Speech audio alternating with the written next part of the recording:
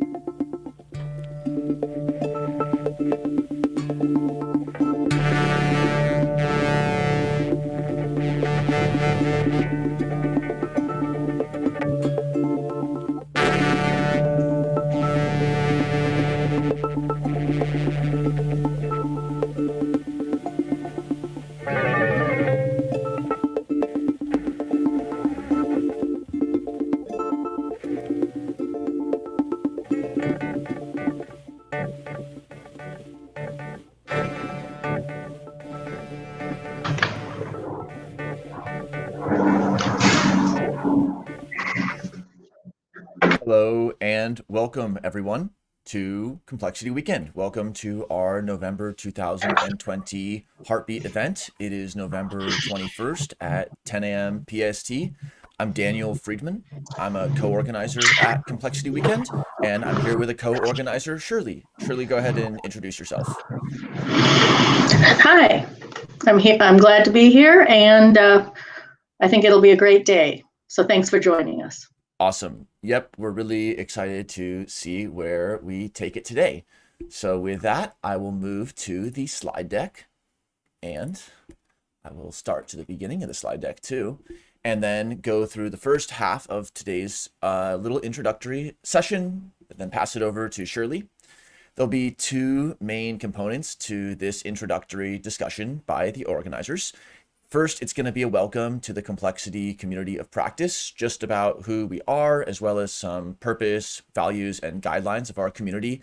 And then the second part of this short talk will be from Shirley about today's Heartbeat event and about Gather, which is how we're going to be interacting with each other. So let's get into it with our community of practice. Initial conditions are very important for complex systems, and Complexity Weekend is no different. Our initial conditions began in May 2019 with an in-person hackathon in downtown San Francisco. During the planning process for our second hackathon, we decided to go online due to the circumstances at the beginning of 2020. And since then, we've had two online hackathons and several Heartbeat events. In May and October were our two big weekend hackathons that really emphasize team formation. So what is the Complexity Weekend community? What is the structure through space and through time of who it is in the community? Well, there's a bunch of different roles in our community, and the biggest circle is just participant. We're all participants here. That being said, there are specific roles that we all step up into or step into performing at different times in our complexity journey. So there are the organizers who plan the logistics for events. There are the core organizers who serve across hackathons. There's also facilitators, and those are the individuals who have a background in applied or theoretical complexity and really bring that knowledge and experience to our community during the hackathons. Then there are associates and supporters who are external entities who partner with us. Really importantly, though, are the entry points for participants into the community, and there's two main ways in. And that is through the biannual weekend hackathon cohorts. So the previous one being in October 2020, the next one being in May 2021. And these are really exciting full weekend events where we welcome many people into the community.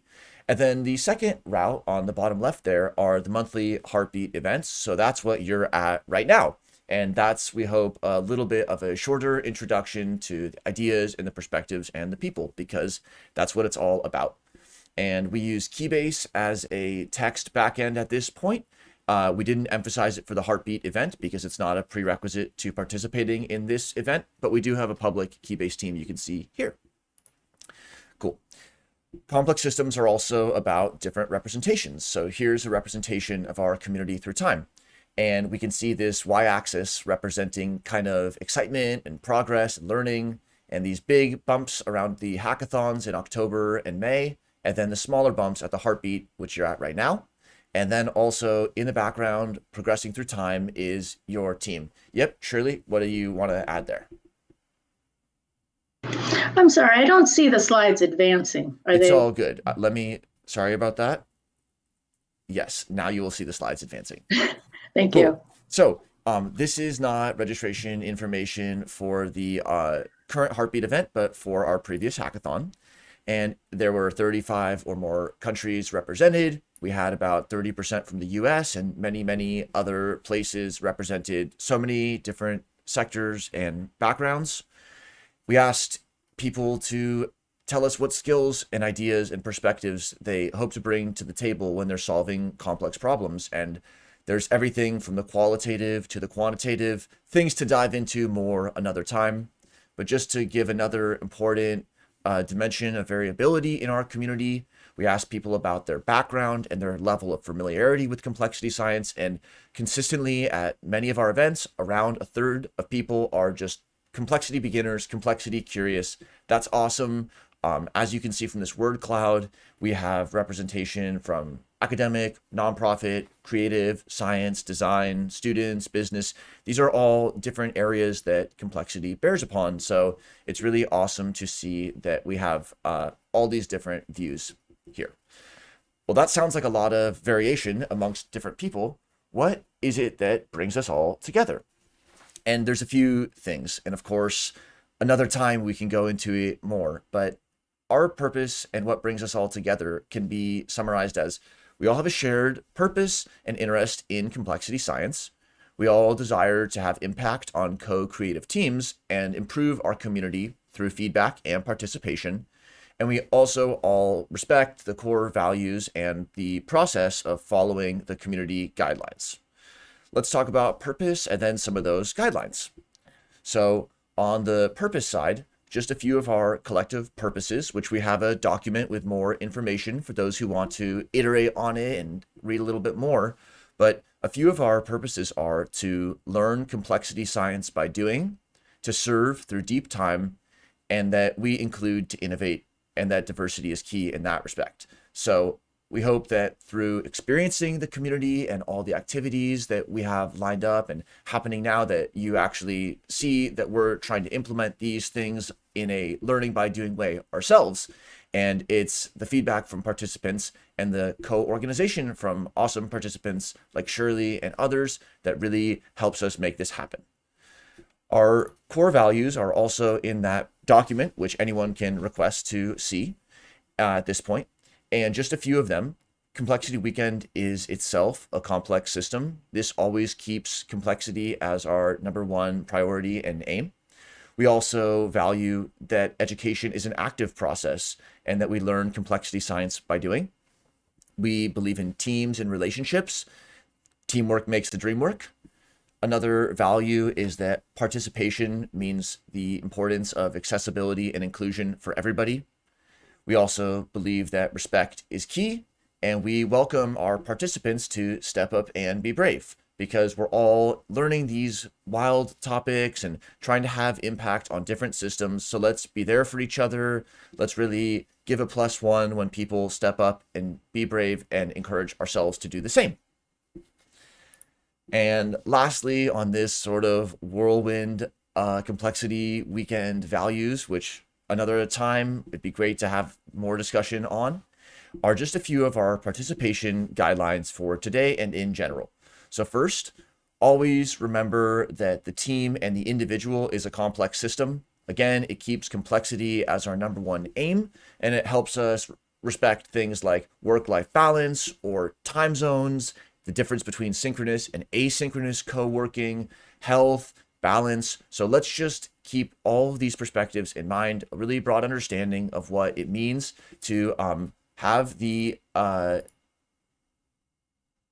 sorry, one second. What it means to be basically fully participating in our event. Next would be adopt a complexity thinking mindset. So just again, with yourself, relations, and teams, try to think about complexity as just something that you can embody and find accessible in your life. Communication is key. That means the relations as well as the teams, the things that you have agency and that you can have control over. And then importantly, embrace technology, but know its limits. It's really special that we can participate in these international communities. There's little road bumps along the way, lag and the friction, but let's try to use good audio and visual behavioral etiquette and give our fullest participation so that we can surmount those challenges and really take advantage of how these special formats can be rewarding for our communities. So with that, and just before the 10-minute mark, I will pass it to Shirley, who will tell us about the organizers for this event and then go through Gather and the importance of that technology. So Shirley, thanks, and take it away. Thanks, Daniel. So we, of course, are the organizers or co-organizers for today's event. And I'm really glad to be joining. I think one of the outcomes or emergent outcomes of the October hackathon, which was my first introduction to Complexity Weekend community. One of the outcomes was that I joined as a co-organizer for this event. And so, completely unanticipated, not predictable at all. I heard about this event and jumped right in. So here I am, and it's been wonderful to join the team and to learn more about the platform that we're using, as well as so many other aspects of creating together and supporting a community. Can you go to the next slide, Daniel, please? So, speaking about the platform, this is obviously we are meeting or will meet soon on the Gather platform, video calling platform. And we had a great time designing and customizing the space, putting little surprises here and there. So hopefully everyone has the link that was sent out in an email to people who are registered. And, we'll talk more about how to do this or how to use the platform. And, if you have any questions, you can post in Keybase, or you can find Daniel or myself, ask us questions. But we'll go through some of the specifics. So let's look at the landscape map on the next slide. So here we have actually the full space, and I think it's great to have this larger view, because when you're obviously in the space, you don't have that. So, get acquainted. So basically, you'll follow the link and you will spawn, be created as an avatar, and you can give yourself a name. At the spawn point, which is where the poster Complexity Weekend is. And around the room, you'll find an info booth, which has the schedule. You'll find the different areas for the lightning talks and the posters. And then they're actually surrounding the space or around the perimeter are open co-working spaces with whiteboards that you can go with people you meet or your team or whatever, and have chats and get out the whiteboard and start, even drawing away. And I will note also that outside in this space is a beach where we will have Palma Strand leading a workshop or an activity, relational activity on the yoga mats. And then we have a few doors in this space to some fun spaces where you can play games. There's an adventure room. And then I think that's the main, a bar as well in the middle. So I think that'll basically cover it. Cool. Do you want to go to the final notes on Gather? Yes, please. So again, this is a video platform, so there's some etiquette. We'd love you to have your video on so people can attach a name to your avatar. Mute when you're not talking. And if something goes wrong with your feed, reload the page, because sometimes things happen. So anyway, this space will be available at the same URL to drop in and have meetings with teammates or other community of practice participants. I think we're good on Gather. Awesome. Yep. And in the beginning, right after the live stream section, when we have that first 5-minute talk about how to use Gather, we'll talk about how to mute and unmute, how to walk around with the arrow keys, etc. But that's good for Gather. So that is the how of today's event is going to be primarily on Gather. So the first part is public. That's the part that's on this live stream. And then the part that's on Gather is the all interactive part. So if you're watching live stream, if you have access to the program, if you're in the Gather, that's 100% of what you need to be doing right now. Let's go to the event schedule and talk about the what, not just the how. And this is a little bit small, but everybody in their email should be able to see the link and interact with this document. So the event started with a 1-hour warm-up from 9 to 10 a.m. PST, just to hang out and gather and get your audio and visual prepared and just meet other people. It might be nighttime for them. It might be morning for you. We are currently in the 10 a.m. to 10:20 a.m. section of the live stream, where the organizers of this event, and everything is very event and project oriented here. The organizers for this event are literally the organizers for this event. There's no other side streams. Then from 10:20 to 10:40 a.m., so just a couple minutes from now, we will have Claudius Van Wyck present some awesome thoughts and so many experiences about holism and complexity. From 10:40 a.m. to 10:55, still on the live stream, we will have RJ give a talk on organizational sense making, which I'm really looking forward to. And then for the last section of the live stream, from 10:55 to 11:25 a.m., we're going to have a Jamboard session. And that link will be posted in the YouTube chat, and also it can be found in the program. And the Jamboard is kind of like a group post-it note application, but it's going to allow us to just step into answering some fun questions, post what we're looking for, what we can provide, and just start seeing what it is that's out there in the Complexity Weekend community. We'll then take a quick bio break.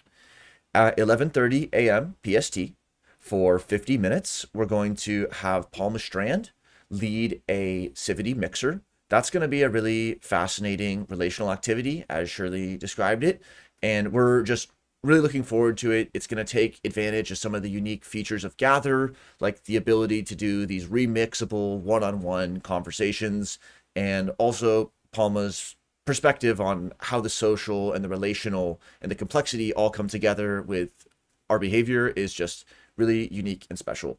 From 12:20 p.m., we're going to go a few different ways, a little bit more unstructured. So right at 12:20 to 1 p.m., there'll be poster sessions down on the bottom left side of the indoor section of the map, but just feel free to walk around just like a regular poster session, go talk to the presenters, or just see what's happening somewhere else. From 1 to 1:30, we will also just be hanging out, exploring the gather space, talking to each other and unpacking, making some sense of what we had heard during the live stream, sharing the kinds of things that we're working on.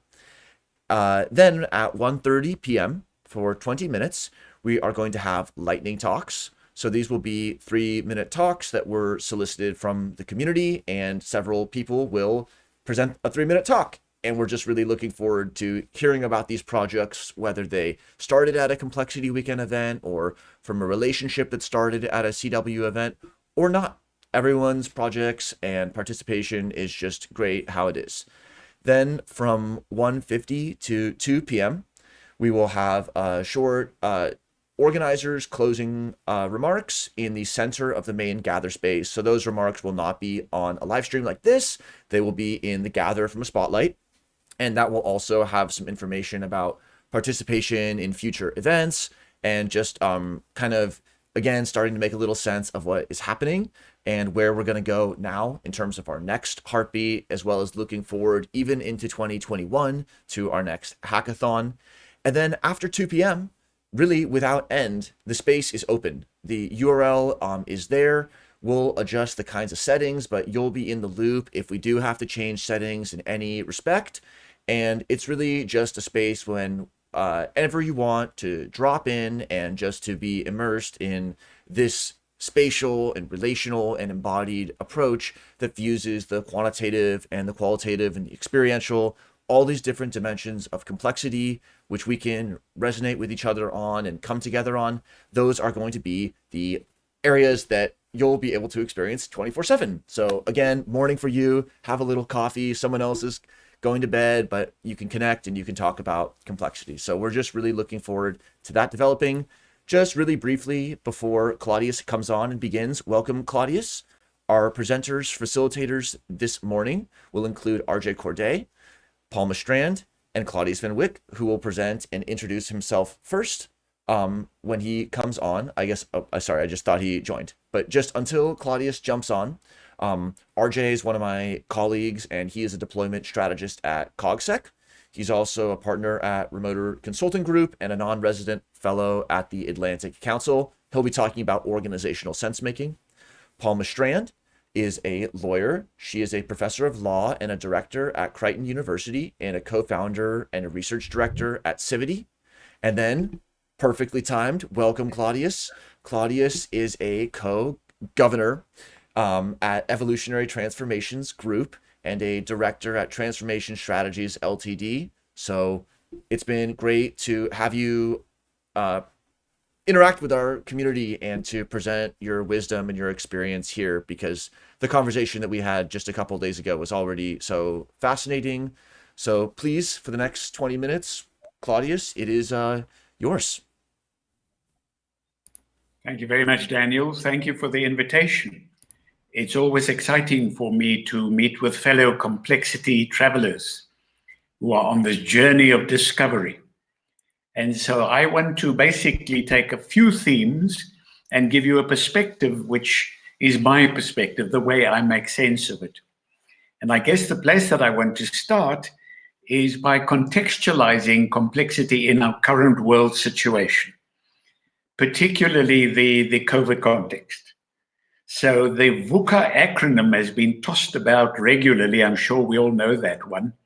But COVID has particularly given a graphic example of what VUCA means.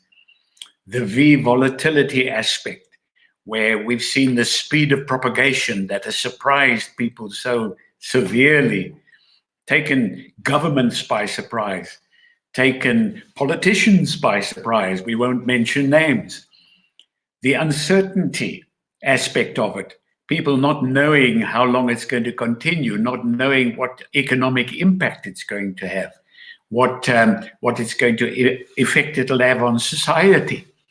The complexity aspect, so many dynamics are involved that makes it hard to identify who is vulnerable, who isn't, where is it likely to spread, and where is it not. So, for example, in Africa, which is where I come from originally, it was thought that it would be devastating, and it's turned out not to be the case. So we just don't know why that is. There are lots and lots of speculation about it. And then the A piece, the ambiguity. And just as an example of that, we've got the statisticians looking at it, at that problem space, and giving a very powerful argument. And on the other hand, we got the epidemiologists looking at that problem space and giving a different kind of argument. And they both think that the other is stupid. And so the ambiguity around the same information that we're facing.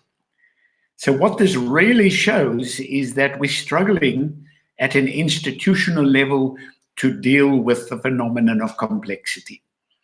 And what it also points out is that in our interpenetrated world, and I believe that as the world becomes even more interpenetrated through digitization, the problems of complexity are going to become greater, and it's going to be calling on us to address it in a far more engaged way. A colleague of mine at the London School of Economics in the Complexity Research Group was already presenting on complexity theory to the European Union 2 years ago.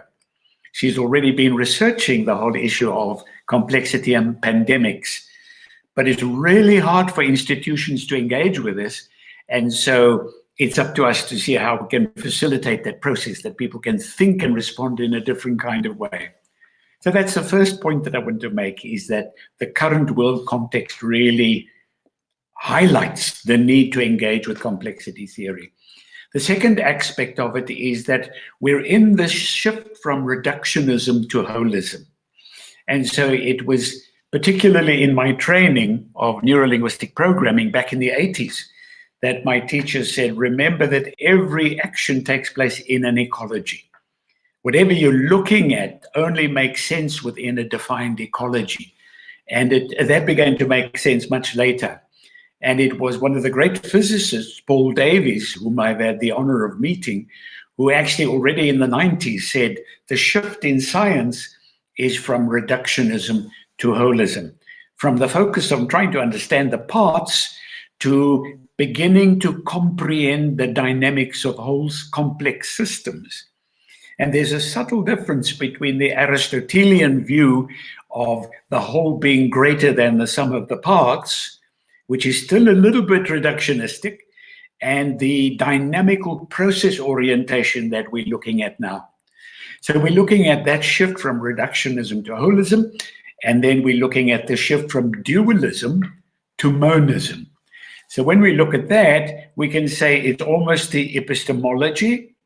Once we have identified and labeled something, we've now got some kind of a model of it that makes sense of it, our knowledge systems, and versus ontology, what is actually happening in real terms.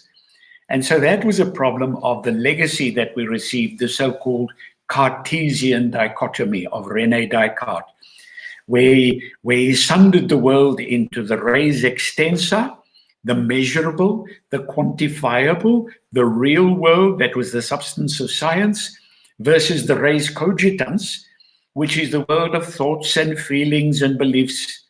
And so our science began to focus in on the measurable and the quantifiable, the quanta, and began to lose the view of the qualia, the qualities of experience.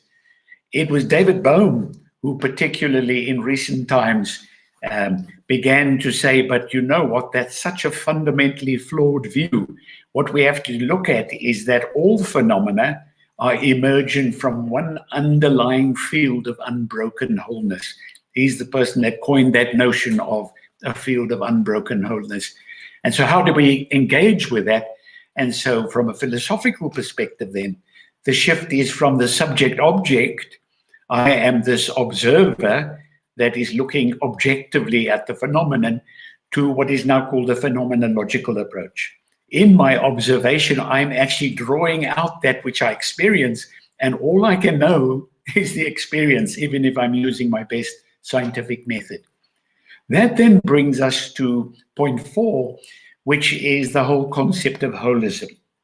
And the topic that we're looking at is complexity theory, bring a bridge between systems theory and holism. We're going to come to that.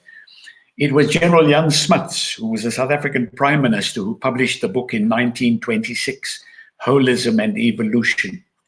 And that was really a fundamental shift in thinking, where he said from some sort of underworld, we saw manifest matter emerging, which was at that inorganic level. And there he really got intrigued by the principles of syntheses and synergies. So, for example, we know that hydrogen and oxygen, two highly flammable gases, together create this totally new phenomenon of water. What he was saying is that water is not hydrogen or oxygen or a combination, it's something completely new. We know that salt is a combination of sodium and chlorine, sodium chloride. But salt is not sodium chloride. It's a completely new phenomenon and new whole. And then when we move from those inorganic systems to organic systems, a new quality emerges, and that is the quality of symbiosis. Probably our most dynamic example of that we can still observe today when we go out into the forest and we see the lichen on the trees or lichen on the rocks. Lichen is a function of symbiosis. We're looking at prokaryotes and eukaryotes and them acting together in what is called a mutualism approach. They're supporting each other. They're supporting a new symbiotic life form. So the prokaryotes are able to draw the minerals from the rock. The eukaryotes are able to synthesize the energy from the air, and together they now form like probably the oldest existing living form on the planet today. And from that, we then come to the principle of endosymbiosis, where those systems begin to function as subcomponents within greater orders. So it was a wonderful, exciting discovery for me to discover that the mitochondria that play such a critical role in our cells, in our body cells, in the release of energy. At one point in history, they were simply free-floating organisms in the oceans. We've internalized them.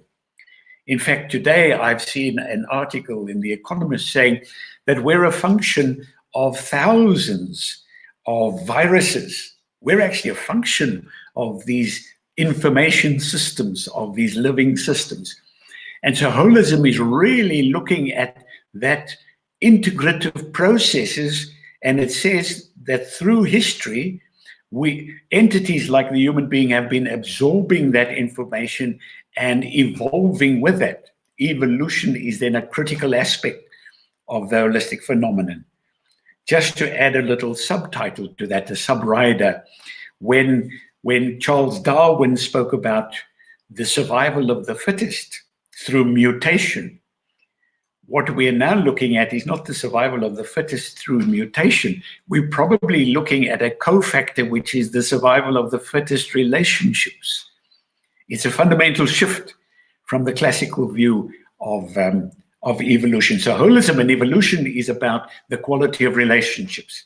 And of course, that's what Einstein was trying to tell us in his whole theory of relativity. Significantly then for Jan Smuts, who was the author of holism, he says that at all those levels, we need to look at fields of information, integrative fields of information. And so we're not looking at independent autonomous parts, we're looking at the parts as a manifestation of a field of information. And quantum physics is really beginning to look at that in a more exciting and intriguing kind of way. In terms of you and I then, what we're saying is that we have an ever deepening quality of inwardness. Inwardness was a term that was coined by Jan Smuts. So what's that then got to do with complexity? So what I'm wanting to suggest is that complexity provides a bridge between systems theory and between holistic science. Having identified the word holistic science, I also want to put a caveat on this. And that caveat is that holistic science doesn't as yet exist as a science. We're exploring what that new science might look like. We're into new unknown territory there. But complexity then provides a wonderful bridge.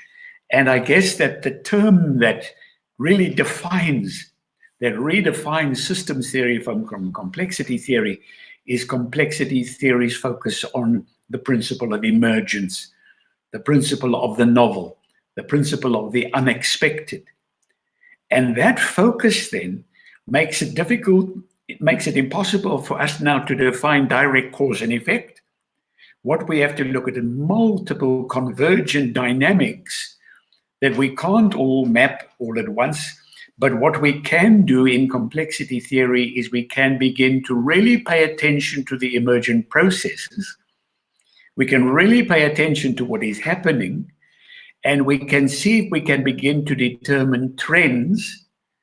And so if we can determine trends and we have a vision of possibility, then according to someone like David Snowden, who was a great complexity thinker, he says, we can begin to see how we can amplify the trends that support where we want to go and dampen those trends that actually don't want to take us where we want to go.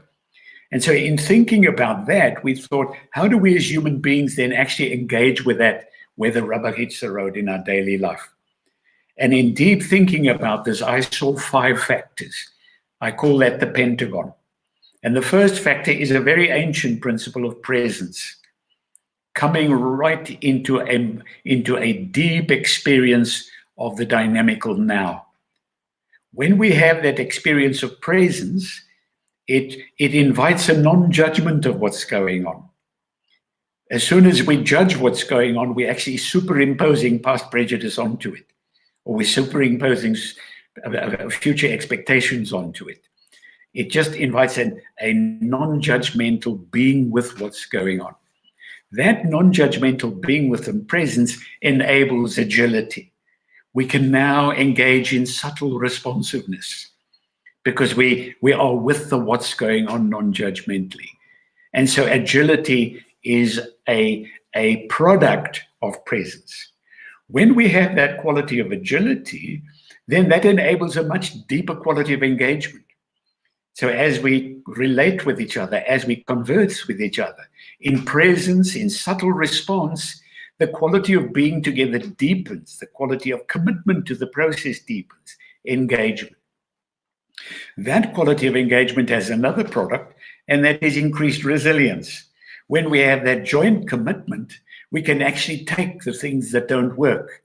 We have a greater collective field of support, and so resilience is enhanced. And when we're doing that together and we're open to so many more creative inputs, what that enhances is the whole notion of creativity. And creativity was a key word in Smuts's view of holism. Holism is life's creative process. And so just to go back to David Snowden then defined systems theory from complexity theory in this way.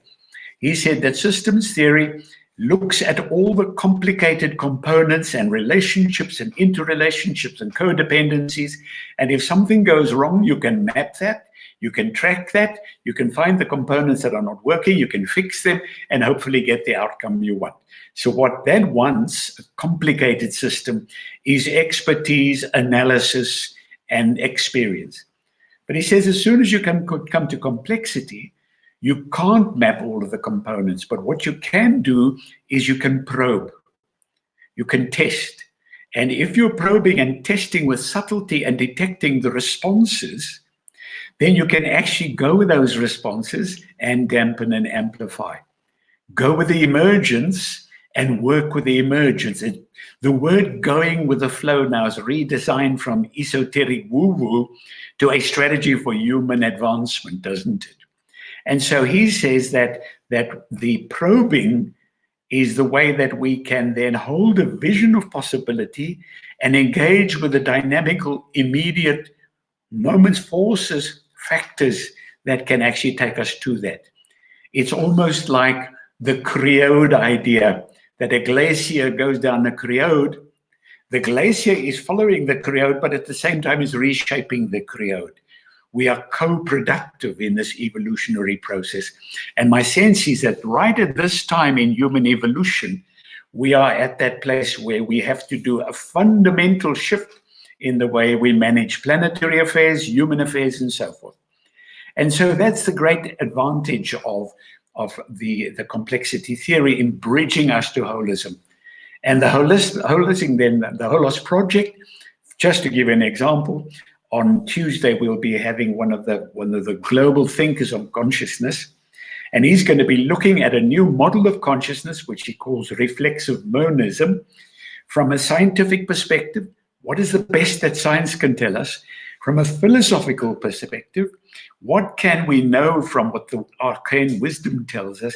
And from a metaphysical perspective, what does the unknown, how do we engage with the unknown? It's a new space of human evolution that we're about to enter. And that, to me, makes it very exciting to be in this era. And I see that just about uses up the time that you've allocated, Daniel. Wow. Very interesting stuff. Thank you so much, Claudius. Just in the last, 1 or 2 minutes before RJ jumps on, just thanks for bringing in so many of those ideas and then connecting it to our daily experience and not just in some sort of, it might influence. I was being recorded on the stream, but it was not, unfortunately for you. It was muted, but basically just saying that you brought it back to the experience and to the importance of us not just thinking about how this could, in a future world, influence our style of living, though it will, but actually how it comes to play now. So just, yeah, thanks so much for that. And just in the one last minute, what does it mean as individuals to partake in these dynamical systems? Like, what would be something we could tell a participant today? How can somebody, start to embody and interact in that style that you're describing? So, Daniel, to me, if I give you one sentence, it's when you're engaging in a conversation with whoever, to really become curious about where they're coming from. And in that curiosity about where they're coming from, whatever they're saying, there could be a jewel within that. It is that curiosity of their process that enables the interaction where emergence takes place. Become curious, become sensitive, become respectful with the people, with the one that you're with. Thank you for that. You can close this window. Well timed. Thank you, Claudius. Again, just close it and we will continue. RJ, welcome to the stream. Great to have you. Thanks for having me. Your video just blipped off. Maybe you want to reload, but yep. Well timed and great to go from this. Yeah, looks good. I'm gonna focus onto you, RJ. It just blinked off again, so maybe I'm not exactly. Let me kick out Claudius. Why don't you reload again? Now there's just us, RJ. Sure. All right. I'll okay, exit, it's fine. It's fine. It's fine. It's good. Okay. All right. Yes. Take it go away. ahead into top then. Thank All right. you. Let me just share my screen. Looks good. Video okay? All right. Yep. Okay. So greetings. All right. Make sure this actually works. Maybe it's not going to work. That's good. It's not working. Wouldn't be a virtual talk without a technical issue. Give me 1 second. Nice. There we go. Yep. Okay. Go for it. Oh, that's strange. It's not working for me. Reverse mode. Also, you could. Yeah. Oh, you're near the end though. I think that's why. Yeah. No, that's what it is. I don't know why that's the case. Just give me 1 second to figure this out. And RJ is traveling from the future. He will be giving his presentation in reverse. It will help you unlearn the concepts as you proceed on one timeline. But there we go. Okay, got it. Okay. And if you it started from the end for some reason. Sounds good. It was that generalist twist, but you could rename your video if you wanted. Otherwise, no worries. Okay. Yep, looks clear perfect. now? Clear. Okay. All right. Well, getting started then. All right. A little about myself. So my name is RJ Corday. I'm a deployment strategist at an organization called CogSec, where I help seed and deploy research teams on topics like knowledge management systems, education technology, gray zone warfare, which is all forms of war that don't require written declarations, and then cognitive security, which is to do with how we protect ourselves and our organizations against things like social engineering attempts over services like social media. Then I'm a consultant at Remoter Consulting Group, where I help prepare education materials for military intelligence and civilian teams, specifically remote teams, hence remoter. And then finally, I am a non-resident research fellow at the Atlantic Council on appointment to the Geotech Center, where I help contribute to research on topics like organizational sense-making, mimetic and narrative warfare, cybernetics, and intelligence analysis. So overall, I do research. I mostly do research on the dynamics of organizations. And that comes in the form of looking at systems engineering approaches to modifying the state and performance of teams, mimetics and narrative, and then organizational sense-making in context with complex adaptive systems, which is what I'm here to talk about today. So when I look at complex adaptive systems, when they show up on my radar, they usually come with a few keywords, just unpredictability, interconnection, confounding variables. These are systems that are hard to make sense of. Even in some of the more advanced approaches I've seen, like some of the ones that came out of the World Modelers program at DARPA, when you get out of toy problems and into the real world, you end up with this paradox of there being an infinite amount of information to pull, yet at the same time we never really have the data we want. So that's what this talk is going to be about a little bit. So what I'm going to try to do is I'm going to try to define sense making, one. And then what I'm going to do is I'm going to try to extract some practical best practices from high reliability organizations that have to make sense of complex systems regularly.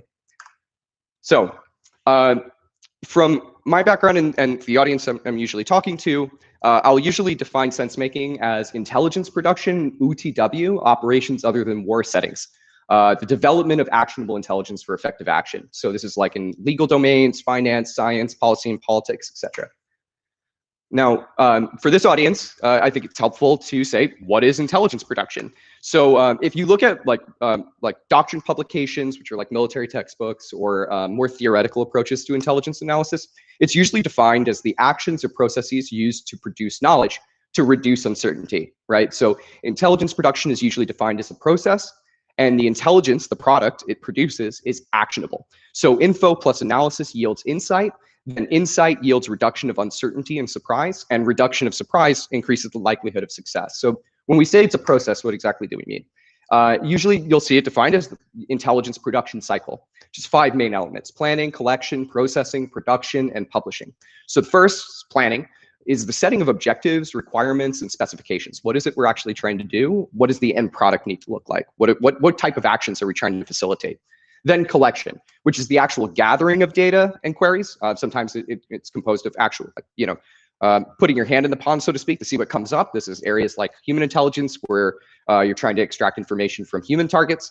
Then processing, which is the verification and scrubbing, the collation for relevance. So collection gets us this giant heap. You think of like NSA, like the dragnet, right? You end up with an enormous amount of information, and then processing is about like going through the heap and seeing what's actually going to be relevant. Then production, which is the analysis, the conversion of raw information into actionable intelligence. And then finally, publishing, which is editing, formatting, dissemination, and feedback. Sometimes you'll see this split into additional 2 steps. I usually see it as 5. And there's a separation of concerns between each of these objects. So personally, I'm most interested in the collection, processing, production pipeline, because each of these steps includes their own little production cycles. A recent paper I did with Daniel, which is reimagining maps, did with Daniel, and then a contributor from a company called Mapbox. This was written for National Geospatial Intelligence Agency through their incubator, Reimagining Maps, and we talk a little bit about how we do this, specifically in the geospatial context, how we integrate across numerous specialties to make sense of complex adaptive systems. Then I'm also really interested in gamifying this process. But I won't go down that rabbit hole because I don't think we have time. So intelligence production is a process. Okay, what does it mean when we say it needs to be actionable? We'll, again, looking at theoretical approaches, and then doctrine approaches, and then like looking at more hands-on accounts, like from Harrington, Stalking the Viet Cong, which is about like human intelligence operations in South Vietnam. The intelligence we produce, the knowledge we produce, is always action-oriented. It's about protecting organizational interests, advancing organizational interests, informing operations, demonstrating need for action, or increasing the efficacy or likelihood of success. I've seen some people split it out as like estimative intelligence and then actionable intelligence, but at the end of the day, the estimative intelligence is usually meant to inform some action, still actionable. So now looking at sense making in the civilian domain, I like the definitions by Vike, where he brings up, it's a theory and process of how people and organizations reduce uncertainty or ambiguity and the social negotiation of meaning during decision making.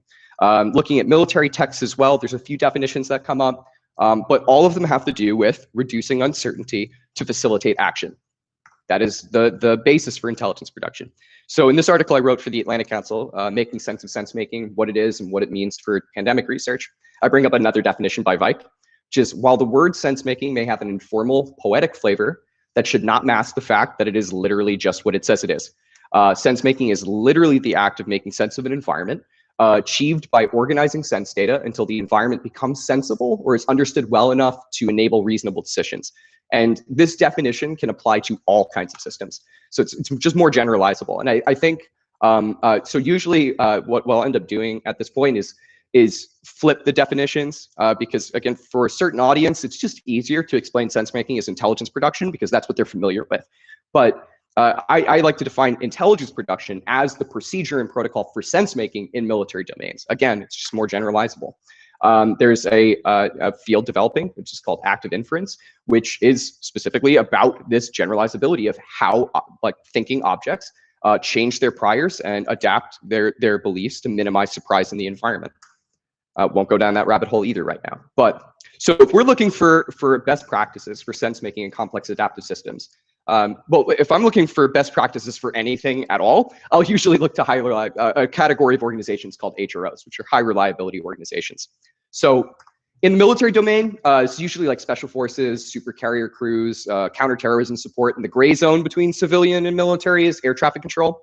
And in the civilian domain, you see it as like fire departments, operating rooms, oil and mining operations, electrical infrastructure management, offshore drilling. And it's important to take a second to think about what all of these organizations have in common, right? They are characterized by their interactions with complex threats. They deal with non-routine phenomena as a matter of course. And finally, even though all of this is the case, they maintain really low failure rates. I like to look to this account in the paper Collective Mind in Organizations by Vike and Roberts to kind of give a more grounded understanding of what it means to be a high reliability organization. So imagine that it's a busy day and you shrink San Francisco Airport down to only one runway and one ramp and one gate. Make the planes take off and land at the same time at half the present time interval, rock the runway side to side, require that everyone who leaves in the morning returns the same day, make sure the equipment is so close to the edge of the envelope that it's fragile, then turn off the radar to avoid detection, impose strict control and communications, fuel the aircraft in place with their engines running, put an enemy in the air, scatter live bombs and rockets around, now wet the whole thing down with seawater and oil, man it with 20-year-olds, half of whom have never seen an airplane close up, and by the way, try not to kill anyone. Even though carriers represent 1 million accidents waiting to happen, almost none of them do. And this is why I like to look to HROs for best practices, because they are organizations that are dealing with environments where if they can't develop best practice for making sense of their environment, excuse me, and facilitating good sense making, then they'll be culled. They literally cannot exist. So I like to think of intelligence agencies as high reliability organizations for sense making in complex adaptive systems. When they have errors, they generally end up turning into absolute catastrophes. But for all of the visible errors we have, they have thousands of successes we don't get to see. They are generally, I really do like to think of them as high reliability organizations that really their only task is sense making in complex adaptive systems. And these best practices they've developed come from a common root. So after the fall of this wouldn't be an RJ talk if I didn't either talk about wolves or Ragusa. So this time you flip the coin, you get Ragusa. After the fall of the Western Roman Empire, there was a small city that was left on its own in enemy territory. And it came to be known as the Republic of Ragusa. Ragusa wasn't very strong. It's a very small city. And what they ended up doing was developing an information network as a basis for getting the upper hand over its enemies. They were surrounded by large peer adversaries for the entirety of their existence. And they integrated the first global intelligence and counterintelligence network, an eyes and ears model, out of necessity. it survived as an independent nation in a hyper-competitive environment, consistently dominating its information environment of the Mediterranean, all the way until the late 1800s. It's now known as Dubrovnik, Croatia, and you may recognize it because it was used for filming the center of the global intelligence network led by Varys in Game of Thrones. So I like to think of geopolitical environments as complex systems. And Ragusa was a country or a city-state that developed the best practices for sense-making and these complex Byzantine relationships between the many nations and city-states, most of which wanted to conquer them. So these best practices still survive today, and were held in common between all of these modern and historical figures in intelligence production, management, and usage. So more recently, you have Newton, I think I'm pronouncing that name correctly. He did some more recent work on systems engineering of intelligence production. It's through a Gandalf project for the Army Center of Human-Centric Command and Control Decision-Making. You have Admiral Bill Studman, twice acting director of CIA, twice deputy director, director of NSA, Naval Intelligence, quite a resume. Then Sherman Kent, who's the father of intelligence analysis, Wild Bill Donovan, who's the director of the OSS, which is precursor to CIA, and then Iron Felix, who is the director of the Chika and the OGPU, which are the precursors to KGB, the foreign intelligence agencies of Russia. So all of these people in common, despite all different time frame, all came down to the same best practices for making sense of the complex relationships of the worlds they occupied. So we're going to go through rapid fire each of those best practices and pass it back to Dan. So first is postmortems. So it's looking at what came out the other side of the pipeline. Why did we get the results that we did? Which is, okay, well, easy to say, but the problem with CS is obviously there's going to be a lot of confounding variables, so you don't always get to see the factors. So it's a matter of looking after you get your results of saying, well, what factors could have been more visible? Where can we collect data next time? It's always about moving towards some status of resilience by seeing, okay, well, if we don't have the information that we needed to be able to understand what happened, what will get us there next time? And then finally, really important is where in the system were threshold events observable? So that's looking for the start of cascades. Because again, like you can do infinite data collection. So it's important to mark down these key moments, key events, and then try to collect data around them. Then pre-mortems, which are lesser known, but really important. Wargaming, running through potential hypothetical outcomes before you run simulations, before you look to outcomes. So that's variations on past outcomes, novel and imagined outcomes, role-playing, considering the factors that might be involved in these hypothetical outcomes. And this is really important because it helps inform you as to what to pay attention to and what to collect data on when you run the system next, right? Then shared collection. Really, really important. Using shared platforms and formats for sharing incoming data. If you're working with large groups or large community, really important to try to find good places to store all that data and then make it comparable because compression is everything. So the higher the volume, the more important this becomes. And on that topic of compression is developing ontology on purpose. I know complexity is about the meta, about the concepts that hold in common between systems in a lot of ways. But for each system you're looking at, it will come with its own quirks and its own behaviors. And it can be very helpful to compress understanding by developing ontology within your organization or team. Developing shorthand, very useful. Then collaboration. And this is held explicitly in common between all 5 of those figures I mentioned, which is leaning on the expertise of others. When the OSS first started getting going, their analysts used to work 17 hours a day and usually work 7 days a week. And if they couldn't handle that schedule, they were let go.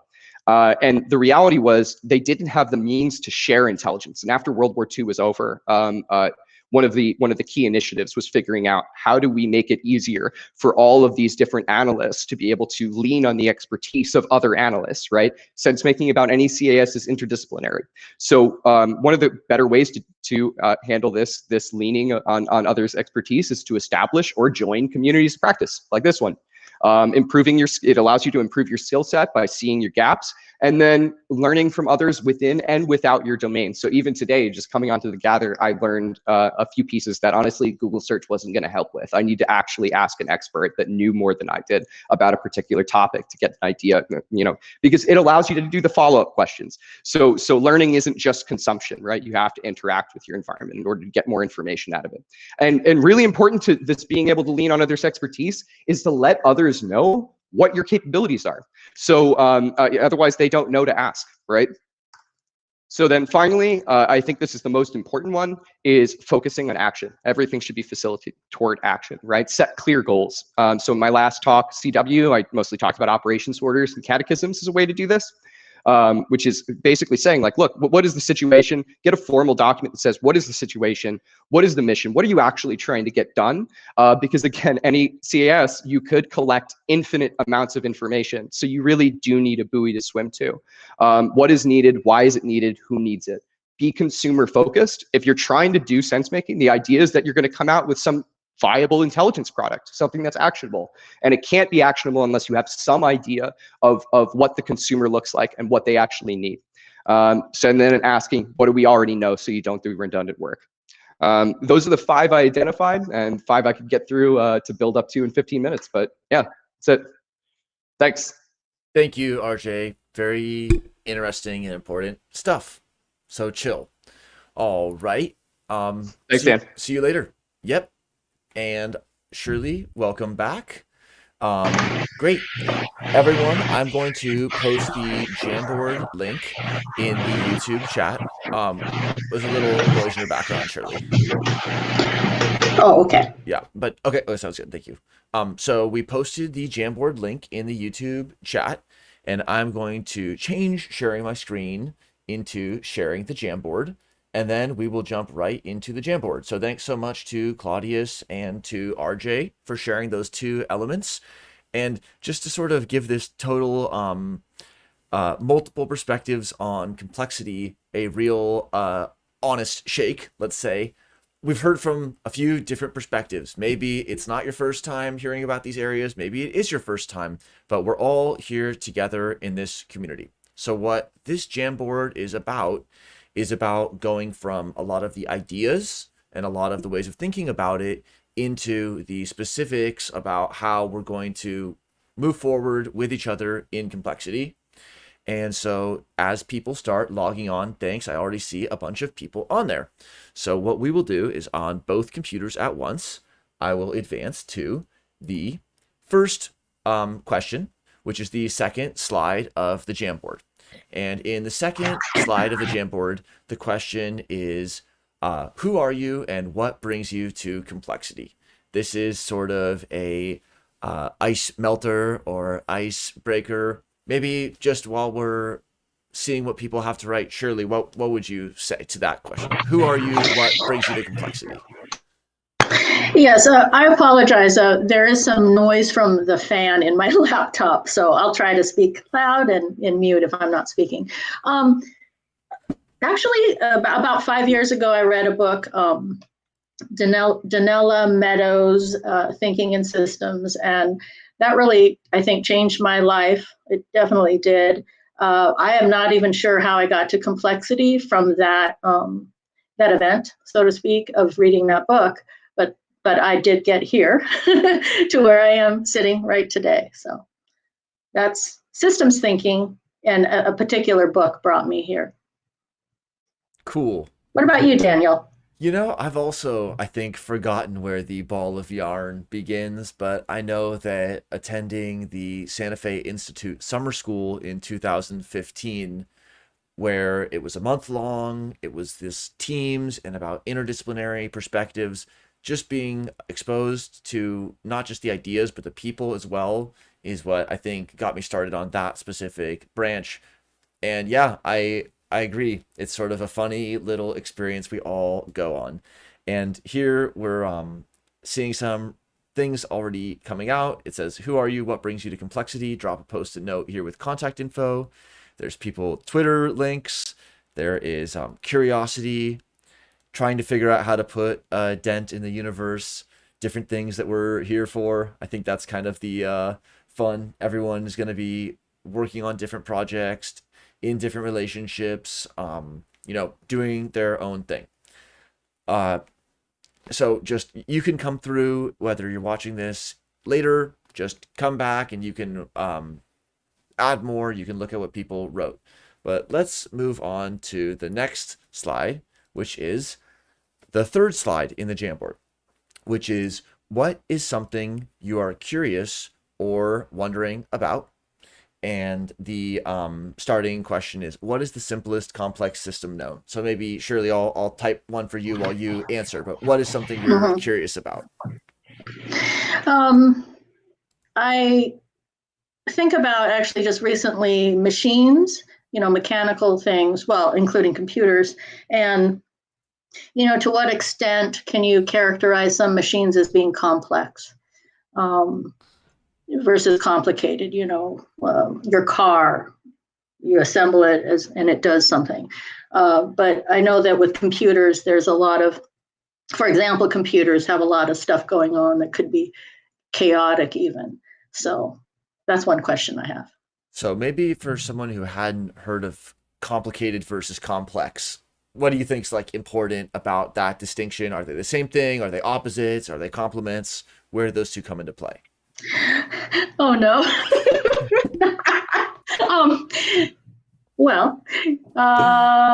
Yes, that's exactly why I have this question, because there's the idea of emergence. And so, you put together your machine and say it's a car, and at the end of it, it's going to be a car, right? It's going to drive. It is not going to take off and fly in the air.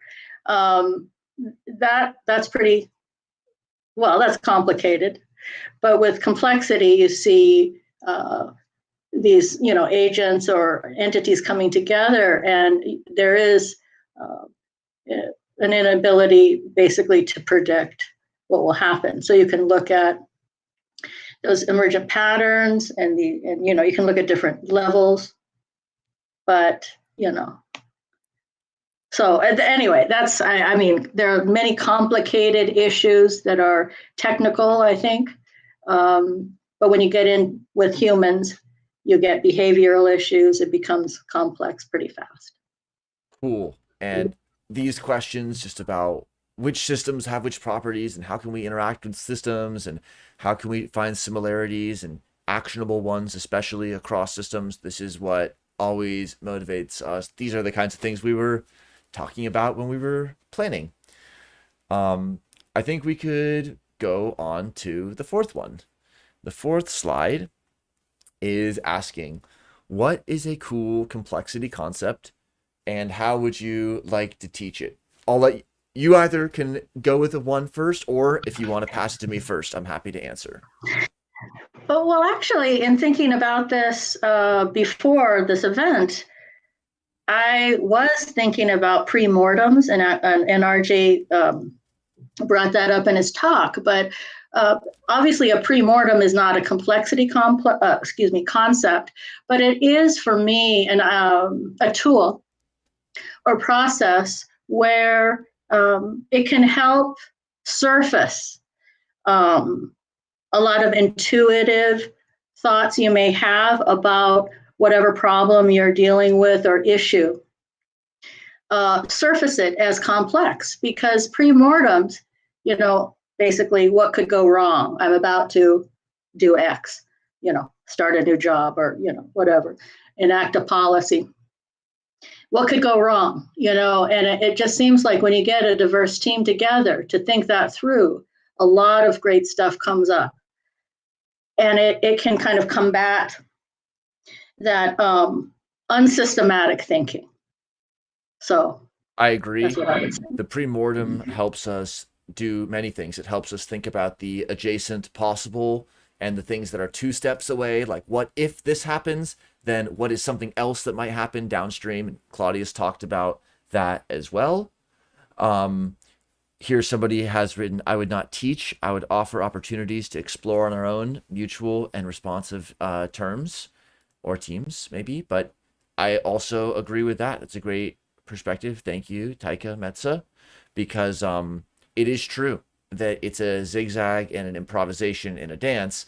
And teaching isn't necessarily just the upload and the download and giving someone else your version of a concept. It's about having them be engaged in a learning journey where they're finding out how these topics come into play in their own life. So I think that's also true. And then just also what you had said about the importance of having diverse teams is when we know that it's teams that are going to be having the final performance, the paper being written or the project or the impact, then it really refocuses us on team performance. And when we think about team performance, it can be a beginner asking a question who actually raises the insight or who raises the counterfactual or clarifies some question or even stimulates somebody else to clarify. And that can make truly all the difference. And so that's just always the situation I think of, is the beginner's mind in a complex problem. What do you think about that? Yes, actually, that's absolutely true. I see a sticky note about stigmergy, which I know you know a lot about. So I'm going to ask you to Let's see. talk a The little bit sticky about note that. says, stigmergy rules across all levels in a multi-scale fashion. The holism weaver is stigmergy. Let me see if I would decode that. So stigmergy is algorithms, situations, scenarios where agents are in feedback with their environment, and then the way that they modify their environment changes their likelihood of doing future events. So one physical example is like an insect picking up a pebble, and that changes the likelihood that it does some other pebble related event in the future. But the social example is like if you put a link in a chat room. Now you've modified the environment in a way that maybe has somebody else go down a pheromone trail they wouldn't have necessarily expected. And what the post-it note might be hinting towards is that this holism, so when Claudius talked about the movement from an Aristotelian perspective of emergence, which is the sum is greater than the parts, it still focuses on the granularity of the parts. And he suggested that there could be a dynamical or a process-based holism that would be based upon the relationships and the connectedness. And so in that way, it'd be relations and dynamics all the way down, rather than just particles and particles and particles all the way down, though those also exist as stable configurations of relationships. So stigmergy being maybe a unifying principle that would help us connect different levels of analysis. Let's go to number 5. Number 5 says, what kinds of participant behaviors and norms can help us make Complexity Weekend an amazing space? So we can just chill here a little bit while people are getting to this slide and adding any thoughts. Again, we want to include people who are watching this in replay or who might be a few minutes delayed. So no worries if you're not seeing this live. This is going to be a link that you have access to continue to stigmergically provide our community with feedback. So maybe together, let's just, from the discussions that we've been having over the last couple of weeks, like what would be something that you would recommend people to do and what would be something to avoid? The things we want to see, I guess, openness. Cool. I would say things we want to see, I would just say authentic participation, because it is something that's going to mean something different to every person. And whether you have a pre-existing commitment or you're in a different time zone, you're going to go to sleep, didn't wake up early, or you have something that takes you away from it for a moment, it's all good. Just roll with it as you truly are and participate however you want to. And that will be more than enough. And there's no need to qualify or disqualify oneself in terms of their perceived role in the community. Just, it's all good. We want to be there where you are. And so that's what I would really encourage. And yeah, not to be morose, but what would be something, just to avoid, maybe not something malicious, but like what would be something that could happen that we would just recommend not to do? I'm just curious. Well, I see actually a few, Yep. So let's see. I see Go ahead. Leadership being something we want to see. And Good. So again, that's something that can be practiced by people in their own way. And on the other so side, on the other side, we see linguistic rabbit holes as things to avoid. And there's probably a couple meanings to this. One of them is just like, X means, Y. Okay, but what does Y mean? You can keep on defining words. We know there's a dictionary, and we know that doesn't even begin to capture it. So let's not go too definitional. And also, maybe I'll put on there too is jargon. So like inaccessible jargon. Because everyone is coming from a very different learning perspective, and sometimes words that are just super, super obvious, like URL, maybe everyone knows what that is if they're on the internet, but do people really know? So a lot of times, let's just double check our language. And when we're explaining something that we're really immersed and excited about, let's remember to use terms that other people will relate to, or in a really respectful way, ask them if they know of a certain term. I think that's helpful. Do you have anything to add on that?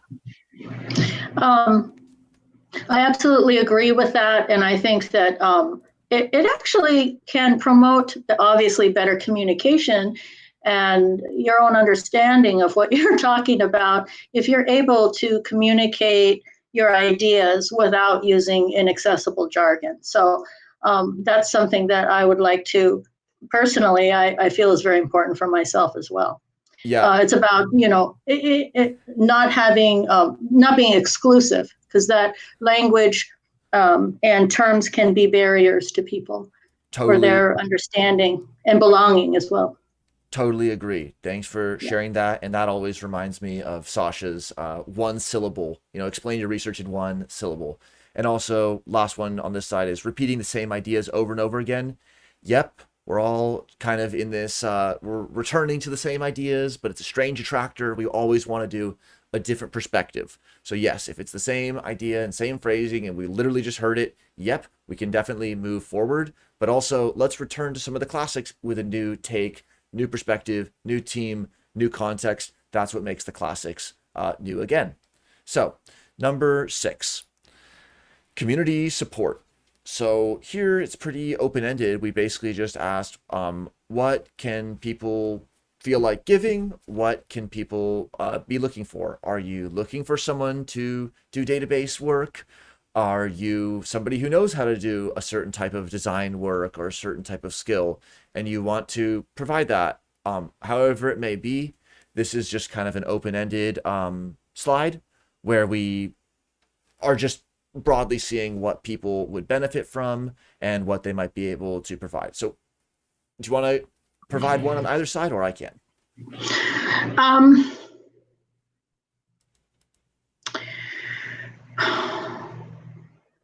Well, when I think about looking for, I guess people who will raise their hand and signal that they're interested in conversation. I think that's kind of a general thing, but for me, an openness to talking. And so I've enjoyed talking with some participants at the October Hackathon who are working in very different areas. I have a background with housing and homelessness and policy, and I really was very excited to talk to people who are getting their PhD in neuroscience or network science, or also to you as well. And so many people, just totally different areas. And we're just trying to communicate with each other. So that was really great. Cool. Just one note on that, I think, before we start reading these post-it notes, is that bringing together across perspectives, it's really the most special thing. So thanks again for helping us with this, Heartbeat, and other participants, whether you're here at this event or you're watching this later. We really welcome and encourage people who step into organizing. So on the looking for side, we have someone's looking for expertise in project management, of course, classic. Looking for funding or financial support, a new contract. Nice. This is real life. Is we need the means to support ourselves and our teams. We need the roles. We need team members who can, whether it is be related to project management or some other question. And let me read this one. It says, our subject area being so vast, it would be great if we could bifurcate into standing groups of areas of interest. Thanks for the suggestion, anonymous post-it noter. It's something we've talked a lot about as well. And just to sort of give a thought on that while people are adding a few more notes. During the weekend hackathons, we really highlight new teams forming, new unexpected emergent teams forming. However, during the Heartbeat events, we also will be encouraging that there's fluidity of teams for certain projects. So if people are interested in continuing a discussion, a working group can arise. And if they contact us, we're happy to help it in any way. Also, maybe somebody brings a project from outside the community that can be like a collaboration.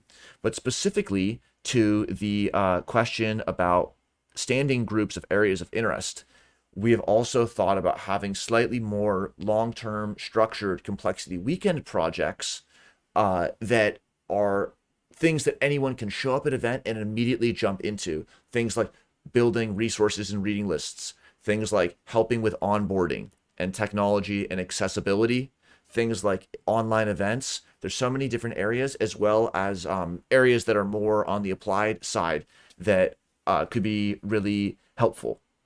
And somebody's looking for pointers to the basic of neuroscience that can be used in computer science. I know that many people will be able to help you. We also have Dentropy offering coding lessons in Python, JavaScript, or SQL. That's really awesome. So a lot of expertise on all sides. And as we have qualitative, quantitative, design, lived complexity, all these dimensions, let's learn from everyone. And that's just really what's exciting, I think, when people who are offering for help, and I even see the same person on multiple sides, because everyone could give so much, everyone can help their own journey in so many different ways. And that's just what's awesome, is different stages of the day, week, life, things happen. And so sometimes it's things happen that require you to need assistance, and hopefully the community's there.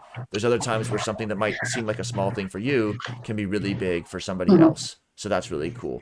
Yep. And Daniel, I see another Blue Knight. Yep. Saying that she can give guidance in agent-based modeling in Python. And neuroscience. Boom. Very fun in neuroscience. Yes. Cool.